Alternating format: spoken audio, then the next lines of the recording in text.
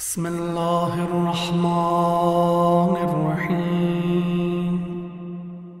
عن فاطمة الزهراء عليها السلام بنت رسول الله صلى الله عليه وآله قالت: دخل علي أبي رسول الله في بعض الأيام فقال: السلام عليك يا فاطمة. فقلت: وعليك السلام يا أبتاه. فقال: إني لأجد في بدني ضعفا.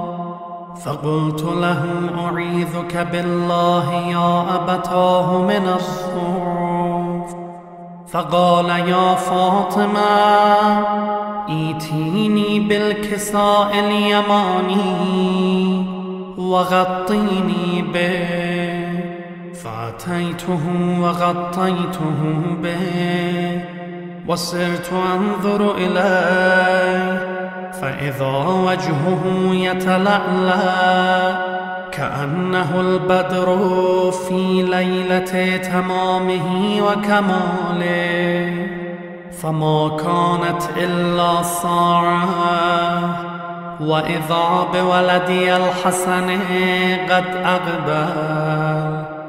فقال: السلام عليك يا أمه. فقلت: وعليك السلام يا قرة عيني وثمرة فؤادي.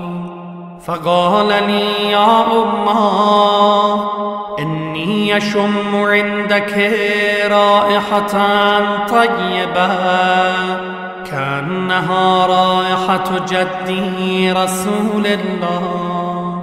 فقلت: نعم يا ولدي، إن جدك تحت الكساء. فأقبل الحسن نحو الكساء وقال: السلام عليك يا جدا يا رسول الله، أتأذن لي أن أدخل معك تحت الكساء؟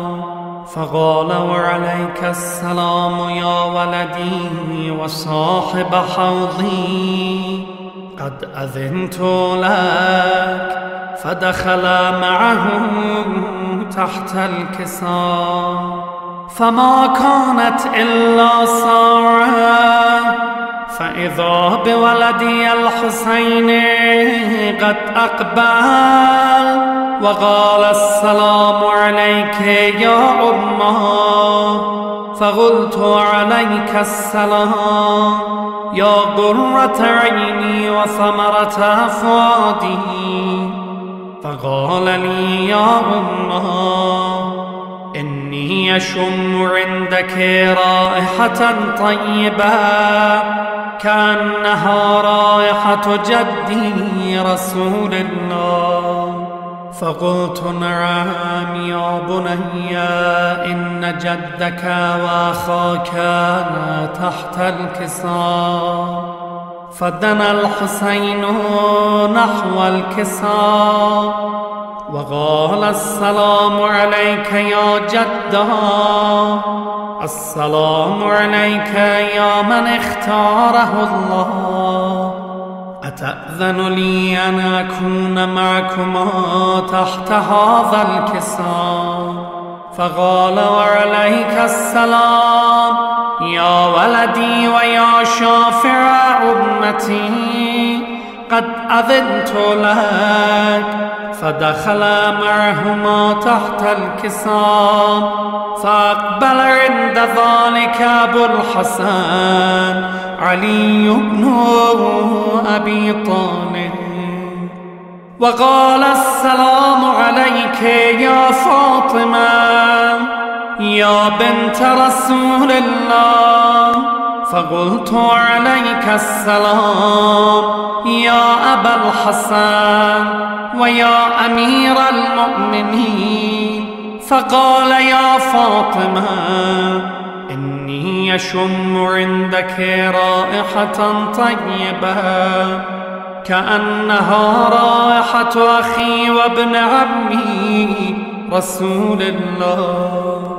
فقلت نعم، ها هو مع ولديك تحت الكساء. فأقبل علي نحو الكساء وقال السلام عليك يا رسول الله، أتأذن لي أن أكون معكم تحت الكساء؟ قال له وعليك السلام يا أخي ويا وصيي وخليفتي وصاحب لوائي في المحشر، نعم قد أذنت له. فدخل علي تحت الكساء، ثم أتيت نحو الكساء وقلت السلام عليك يا أبتاه يا رسول الله، أتأذن لي أن أكون معكم تحت الكساء؟ قال لي وعليك السلام يا بنتي وبضعتي، قد أذنت لك. فدخلت معهم تحت الكساء، فلما اكتملنا واجتمعنا جميعا تحت الكساء أخذ بي رسول الله بطرفي الكساء وأومى بيده اليمنى إلى السماء وقال اللهم إن هؤلاء أهل بيتي وخاصتي وحامتي، لحمهم لحمي ودمهم دمي، يؤلمني ما يؤلمهم ويحزنني ما يحزنهم. أنا حرب لمن حاربهم وسلم لمن صالمهم وعدو لمن عادهم ومحب لمن أحبهم، وإنهم مني وأنا منهم. فاجعل صلواتك وبركاتك ورحمتك وغفرانك ورضوانك علي وعليهم، وأذهب عنهم الرجس وطهرهم تطهيرا.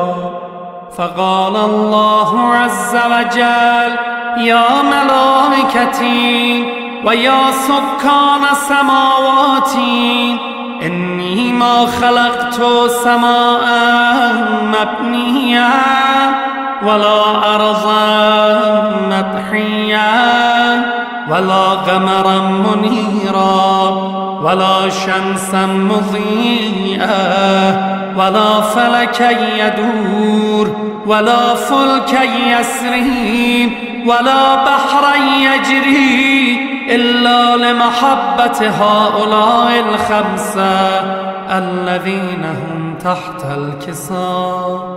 فقال الأمين جبريل يا رب ومن تحت الكساء؟ فقال الله عز وجل هم أهل بيت النبوة ومعدن الرسالة، وهم فاطمة وأبوها وبعلها وبنوها. فقال جبرائيل يا رب أتأذن لي أن أهبط إلى الأرض لأكون معهم سادسا؟ فقال الله عز وجل نعم قد أذنت لك. فهبط الأمين جبرائيل وقال لأبي السلام عليك يا رسول الله، العلي الأعلى يقرئك السلام ويخصك بالتحية والإكرام ويقول لك وعزتي وجلالي إني ما خلقت سماء مبنيا ولا أرضا مدحيا ولا قمرا منيرا ولا شمسا مضيئا ولا فلكا يدور ولا بحرا يجري ولا فلكا يسري إلا لأجلكم ومحبتكم وقد أذن لي أن أدخل معكم فهل تأذن لي يا رسول الله؟ فقال أبي وعليك السلام يا أمين وحي الله نعم قد أذنت لك فدخل جبرائيل معنا تحت الكساء فقال جبرائيل لأبي إن الله قد أوحى إليكم يقول إنما يريد الله ليذهب عنكم الرجس أهل البيت ويطهركم تطهيرا فقال علي لأبي يا رسول الله أخبرني ما لجلوسنا هذا تحت الكساء من الفضل عند الله فقال والذي بعثني بالحق نبيا واصطفاني بالرسالة نجيا ما ذكر خبرنا هذا في محفل من محافل أهل الأرض وفيه جمع من شيعتنا ومحبينا إلا ونزلت عليهم الرحمة وحفت بهم الملائكة واستغفرت لهم إلى أن يتفرقوا فقال علي إذا والله فزنا وفاز شيعتنا ورب الكعبة فقال أبي ثانيا يا علي والذي بعثني بالحق نبيا واصطفاني بالرسالة نجيا ما ذكر خبرنا هذا في محفل من محافل أهل الأرض وفيه جمع من شيعتنا ومحبينا وفيهم مهموم إلا وفرج الله همه ولا مغموم إلا وكشف الله غمه ولا طالب حاجة إلا وغضى الله حاجته فقال علي إذن والله فزنا وسعدنا وكذلك شيعتنا فازوا وسعدوا في الدنيا والآخرة ورب الكعبة